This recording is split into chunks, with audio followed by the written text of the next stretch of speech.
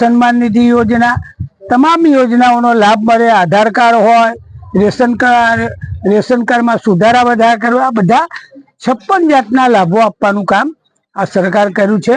અને આજે ખાસ વિશેષ મોદી સાહેબને 12 વર્ષ પૂરા થયા અને આવી જન કલ્યાણ શિબિરો તૈયાર કરીને લોકોને બોલાવીને જે લોકોને લાભ ના મળ્યા, વંચિત હોય એવા લોકોનું સર્વે કરીને એને આપવાનું કામ આજે આ સરકાર કરી રહી। ત્યારે મોદી સાહેબને 12 વર્ષ પૂરા થયા, એમનું દીર્ઘાયુ ખૂબ લાંબુ થાય એવું અમે બધા પ્રાર્થના કરીએ છીએ।